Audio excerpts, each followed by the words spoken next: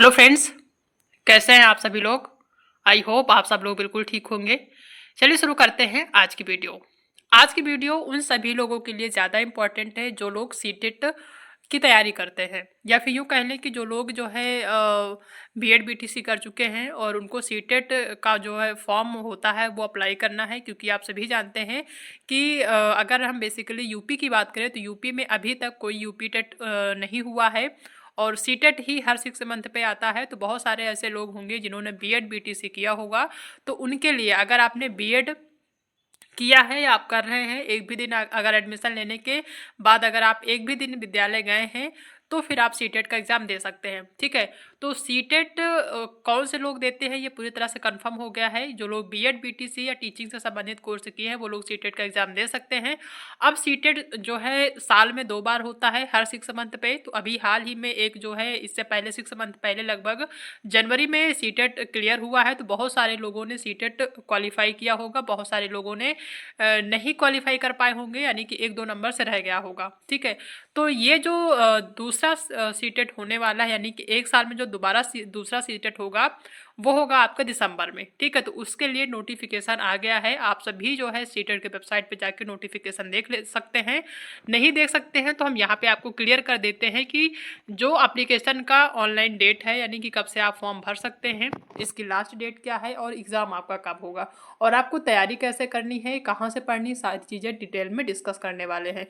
तो चैनल पर नए हैं तो चैनल को सब्सक्राइब कर लीजिएगा, साथ में अपने दोस्तों को भी शेयर कर दीजिएगा। ठीक है, तो ये जो हम डिस्कस कर रहे हैं ये है आपका इन्फॉर्मेशन बुलेटिन, जिसमें सीटेट एग्ज़ाम से रिलेटेड सारी इन्फॉर्मेशन होती है कि आपका एग्ज़ाम जो होगा कब होगा, इसकी डेट यानी कि फॉर्म अप्लाई कब से होंगे, एग्ज़ाम कब होगा, कितने नंबर का पेपर आता है, कितने सब्जेक्ट होते हैं, सिलेबस चेंज हुआ है कि नहीं हुआ, सारी डिटेल्स इसमें दी गई होती है। ठीक है, तो ये इन्फॉर्मेशन बुलेटिन आपके सीटेट के वेबसाइट पे दिया हुआ है, आप जाके देख भी सकते हैं। अगर आप वहाँ पे नहीं जा सकते हैं, आपको टेलीग्राम ग्रुप पे चाहिए तो हमारे टेलीग्राम ग्रुप पे इसको हम शेयर कर देंगे, आप वहाँ भी जाके देख सकते हैं।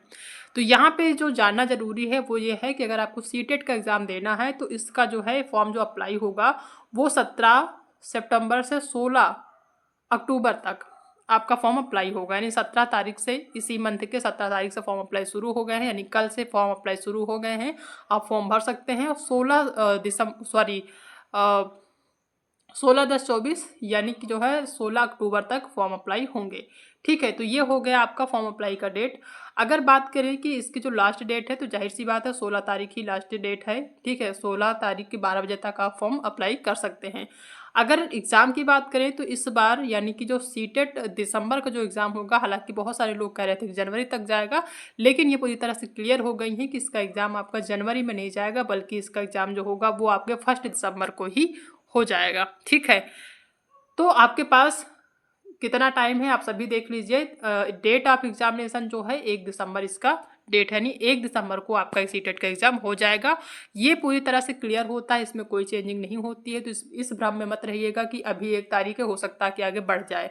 तो सीटेट में ऐसा देखने को नहीं मिलता है कि आपका डेट आगे बढ़ाया जाए। ठीक है, ये डेट पूरी तरह से क्लियर है, इसी डेट पे आपका एग्जाम होगा, तो आपको तैयारी इसी के अकॉर्डिंग करनी है। ठीक है, दूसरी जो इम्पोर्टेंट चीज़ यह है, बहुत सारे लोगों को शायद नहीं पता होगा, हालांकि ये 2 बार से ऐसा हो रहा है कि जो पेपर होते हैं आपका सीटेट के 2 पेपर होते हैं, एक होता है पेपर फर्स्ट और दूसरा होता है पेपर सेकंड। ठीक है, तो पहले क्या होता था, 1-2 बार से पहले जो होता था इसमें जो शिफ्ट वाइज जो है चेंजिंग हुई है थोड़ा सा।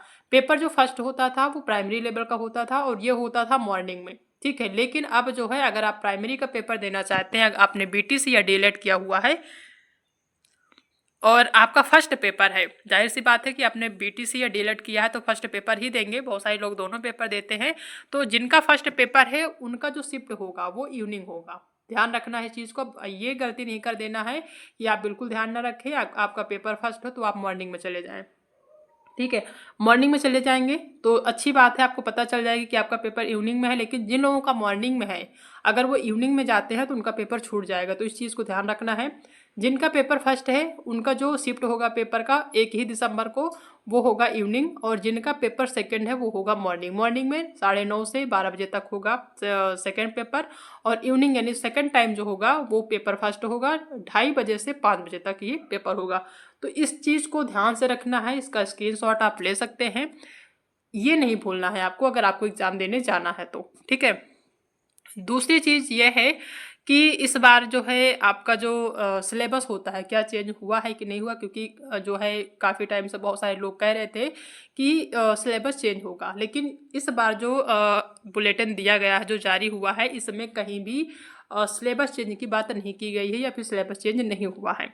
तो आपका एज इट इज़ सिलेबस वही है जो इससे पहले आप पढ़ते आए हैं, जो सब्जेक्ट वही सब्जेक्ट है। 5 पेपर पहले भी होते थे, 5 पेपर इस बार भी होंगे। एनसीईआरटी से क्वेश्चन पहले भी पूछे जाते रहे हैं, इस बार भी पूछे जाएंगे, तो कोई भी चेंजिंग सिलेबस में नहीं हुई है, ठीक है। तो आपको वही सारी चीज़ें पढ़नी है। अगर आपका एग्जाम इससे पहले भी रहा है तो वही सारी चीज़ें पढ़नी है, आपको एनसीईआरटी ही पढ़नी है। एनसीईआरटी से बाहर चीज़ें नहीं पूछी जाती हैं, बहुत कम क्वेश्चन होते हैं जो एनसीईआरटी के बाहर के होते हैं, ठीक है। अब जो है सबसे इम्पॉर्टेंट ये है कि अभी कुछ दिन पहले आपने देखा होगा कि जो सीटेट एग्ज़ाम का केस है वो कोर्ट में गया था। इसमें ये कहा गया था कि सीटेट जो है आने वाले टाइम में वैलिड रहेगा कि नहीं रहेगा। तो इस संबंध में जो अभ्यर्थी हैं वो जो है सस्पेंस में होंगे, डाउट होगा उनको कि एग्ज़ाम जो सीटेट का होने वाला है या फिर जो दिसंबर में होगा, फॉर्म अप्लाई शुरू हो गए हैं, क्या वो फॉर्म भरे कि ना भरे, ठीक है। क्योंकि अब सीटेट जैसा एग्ज़ाम अगर जो है रोक दिया जाता है कोर्ट के द्वारा या किसी के द्वारा, तो जाहिर सी बात है कि बहुत सारे अभ्यर्थी इसमें प्रभावित होंगे, क्योंकि हर स्टेट में टेट आता नहीं है। अगर हम यूपी की बात करें तो यूपी में भी टेट अभी आने की कोई संभावना नहीं है, ठीक है। अगर सीटेट भी रोक दिया जाता है, इसका कोई भी वैल्यू नहीं रह जाता है, तो फिर काफ़ी ज़्यादा दिक्कतें होंगी, ठीक है। तो इस केस में अभी जो निर्णय आना है वो अभी तक नहीं आया है कि सीटेट वैलिड रहेगा कि नहीं रहेगा, और ये सारे स्टेट में मान्य रहेगा कि नहीं रहेगा, ठीक है। तो इस केस में हम ये कह सकते हैं कि अगर आपने बीएड या बीटीसी या फिर डीएलएड किया हुआ है और आप जो है ऐसे स्टेट से हैं जहाँ पर आपके स्टेट का स्पेशल जो टेट होता है वो नहीं है, ठीक है। मान लीजिए कि आप यूपी से हैं, यूपी में टेट अभी आने की कोई संभावना नहीं है, तो उस केस में क्या करना चाहिए कि आपको सीटेट का फॉर्म अप्लाई कर देना चाहिए। क्यों? क्योंकि इसका जो रिजल्ट है, यानी जो सीटेट का जो चल रहा है मामला, ये जल्द ही पता चल जाएगा, ठीक है। तो इसका फॉर्म अप्लाई कर दीजिए। आने वाले टाइम में कौन सी चीज़ें देखने को मिलती हैं वो बाद में पता चल जाएगा। मे बी अगर सीटेट के पक्ष में आपका जो फैसला आता है और अगर आप फॉर्म अप्लाई नहीं कर पाएंगे तो आपको दुख होगा। तो उस केस में आप सीटेट का फॉर्म आप भर दीजिए, फिल कर दीजिए, ठीक है। जो भी फैसला आएगा वो देखा जाएगा। हालांकि सीटेट के ही पक्ष में आने की पूरी संभावना है, तो आप सीटेट का फॉर्म अप्लाई करके रखिए। अगर आप किसी ऐसे स्टेट से हैं जहाँ पर वहाँ जो स्टेट का स्पेशल टेट होता है वो नहीं आने वाला है, कोई चांसेस नहीं है, तो आपके पास सीटेट है, सीटेट आप फॉर्म अप्लाई कर सकते हैं और इसकी तैयारी अच्छे से कर सकते हैं। सीटेट अगर आपका क्लियर है और सीटेट के पक्ष में अगर जो है फैसला आता है तो फिर आप एलिजिबल माने जाएंगे। किसी भी स्टेट में अगर फॉर्म यानी कि कोई भी वैकेंसी आती है, जैसे बिहार का है बीपीएससी टीआरई 4th का या फिर 5th भी आएगा, तो उसके लिए फिर एलिजिबल रहेंगे, ठीक है। या फिर DSSS आता है या KVS का आता है, तो उन सब चीज़ों के लिए आपको सीटेट जो है मस्ट है, सीटेट जो है अप्लाई कर दीजिए और अच्छे से तैयारी करिए ताकि सीटेट क्लियर हो जाए और आने वाले टाइम में जो भी एग्ज़ाम होने वाले, चाहे DSSS भी हो या फिर KVS हो या फिर जो है आपका BPSC TRE 4th हो। हालांकि 4th शायद इसमें ना पाएँ या फिर हो सकता आ भी जाएँ, तो आप अच्छे से तैयारी करिए ताकि 4th या 5th में आप एलिजिबल रहें, ठीक है। तो ये जो है उन सभी अभ्यर्थियों के लिए है जो लोग सीटेट का एग्ज़ाम दे रहे हैं, जिनका क्लियर नहीं हुआ है, या फिर जो लोग पहली बार देंगे वो लोग भी ध्यान दे सकते हैं, वो फॉर्म अप्लाई कर सकते हैं, ठीक है।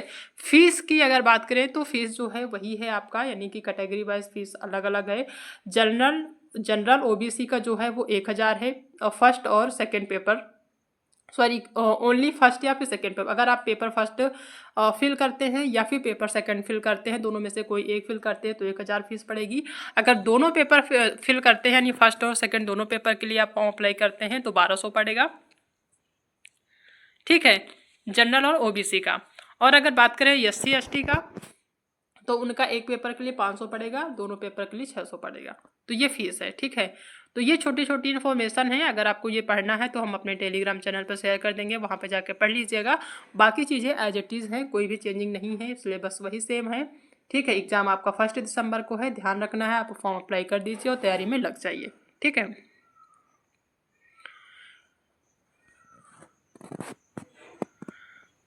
तो आई होप कि आप सभी को लगभग सारी चीज़ें समझ में आ गई होंगी। अगर आज की वीडियो पसंद आई है तो वीडियो को लाइक करिएगा, अपने दोस्तों में भी शेयर कर दीजिएगा, और अगर आप चैनल पर पहली बार विजिट कर रहे हैं तो चैनल को सब्सक्राइब करना बिल्कुल भी मत भूलिएगा। ठीक है, तो मिलते हैं नेक्स्ट क्लास में एक नए टॉपिक के साथ, तब तक अपना ध्यान रखिएगा।